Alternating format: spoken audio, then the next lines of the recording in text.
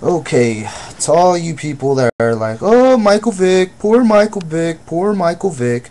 Michael Vick is a criminal. He broke the law. When you break the law, you go to jail. Okay? He broke the law. He admitted he broke the law. He went to jail. Alright? They didn't give him too harsh of a sentence. He could have gotten up to 5 years. He got 2 years. In fact, less than 2 years in prison. Okay? I have a brother in prison who stabbed somebody. He got 6 years. Alright? So obviously the justice system works. You stab a person, you don't kill him, you just stab him. You get 6 years. You dogfight, you get 2 years. That's just the way it is. He's lucky he didn't get 5 years. And let's face it, just like Mike Tyson for raping somebody and all that crap, you know, he's probably going to get out and go back to the NFL, make millions of dollars, and probably fight more dogs, unfortunately, and do all sorts of other illegal stuff. He'll probably, you know, he'll be snorting coke and everything else. You know, all those guys do that. He's probably doing steroids like most of the athletes do. You know, it's just the way it is. But he definitely got what he deserved. Okay? If anybody had a dog that they actually cared for, they would realize that, wow, you know, I wouldn't like my dog to be hung or drowned. I mean, who does? I mean, if you're gonna do it, you know, like everybody said, oh, hunting's the same thing. Hunting's the same thing. Well, if hunting's the same thing, take the dog and, you know, if you're gonna do that, shoot it in the head. You know, just put a bullet in its brain. It's quick. It's easy. Why would you drown the dog? That's just torture. I mean, you know, if you're gonna fight the dogs for entertainment, okay, then you know, we can't stop that. But I mean, at least shoot it in the head after you're done already torturing it. You know, that's what hunting is. Hunting, you go out and you shoot a deer in the head or in the heart, and it's for the meat. All right. I think if you go out just to hunt and you just shoot a deer and leave it there, you're wrong. You know, and there are charges against that. If any of you people were educated, you'd realize that there's charges against that. If you just go out and hunt any type of animal for sport and you leave the carcass there, you get charged. You get charged with the animal cruelty. That's what it is. You get charged with animal cruelty. When you hunt, you're supposed to hunt for the meat, to survive. Yeah, to make your plate full. Okay? If Michael Vick, you know, if he wasn't a millionaire and said, God, I'm some poor black guy like he seems to claim that he is, and, you know, had to kill dogs to survive to eat like people in the Philippines or in China and shit like that, well, you know, okay, I can understand that because he's having to survive. But to first of all have them fight until, you know, they're completely dismembered, basically, you know, they get their faces ripped off, legs, limbs ripped apart, you know, and then on top of it, once they're already like that, to put them through more pain, they're already hurt, you know, especially the dog that actually loses the fight, you know. If the dog has already killed it, it's already hurt, it's already messed up, probably beyond repair, you know. But instead of putting it out of its misery, what do? You drown it, or you hang it, you know. You electrocute it. I mean, what is this? You electrocute a dog? You drown a dog? You know? I mean, if anybody's ever been held underwater, I've had the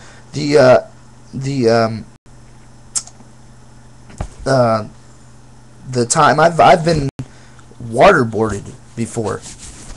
When I had a staff sergeant in the Marine Corps tell me, hey, let's, you know, let you want to see what waterboarding is? Well, here, let me show you. I lasted for like 10 seconds before I was coughing and hacking. It was a horrible feeling.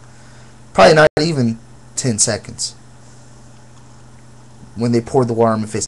Imagine to actually be drowning. That's just like, you know, it makes you feel like you're drowning even though you're not. Imagine being beaten, cut, ripped apart, and then when you're sitting there bleeding and dying, somebody holds you underwater and drowns you.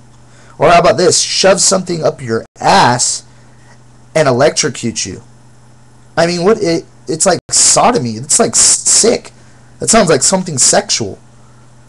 To shove a rod up a dog's ass, it's like bestiality. And then electrocute it?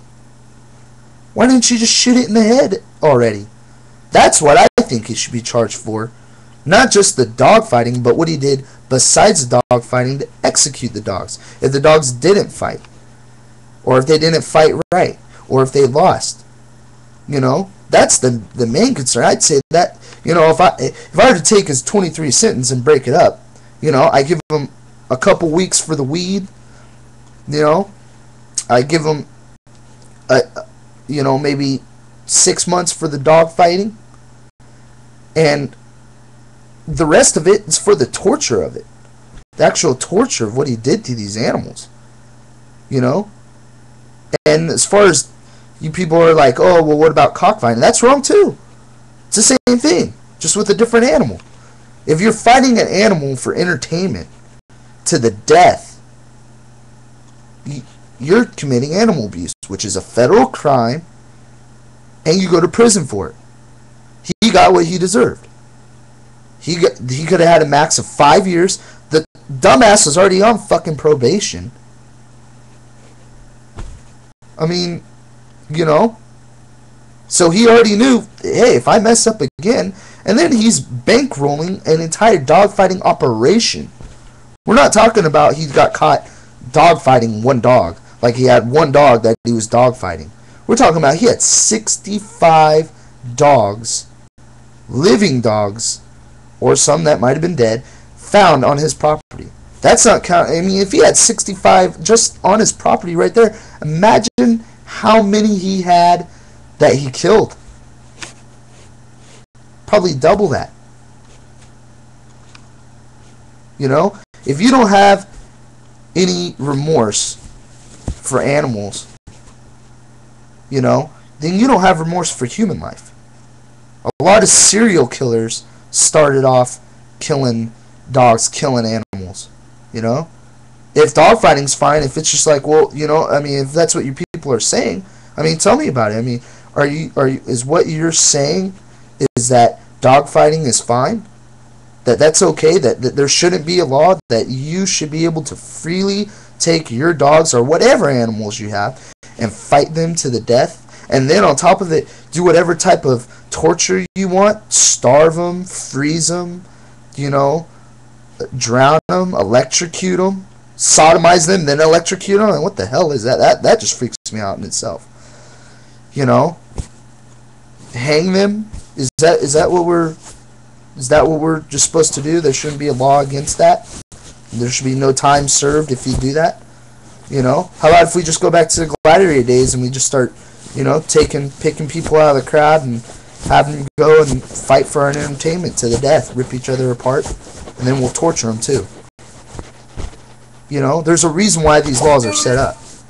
All right? Yeah, is there other people doing it out there? Yeah, there is. There is. But I tell you what, they get caught, they're going to do that time. And in fact, the probably only thing that saved Michael Vick from doing a full 5 years was the fact that he is an NFL player. Okay? And it has nothing to do with the race. You can sit there and say race all you want. You know what?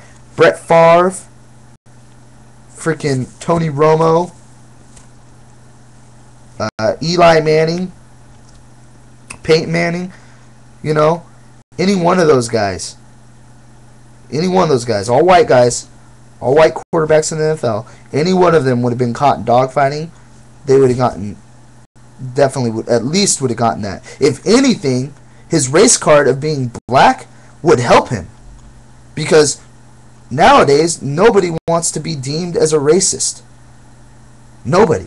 And the easiest way to be deemed as a racist, as a white person, is to say something about a black person. So, if you're sitting there and you're trying to pull the whole race card thing, that's because you're probably racist yourself. If you're sitting there and you're a black person and you're trying to say, oh, it's because racist this, racist that, it's probably because you are racist. You're racist against white people.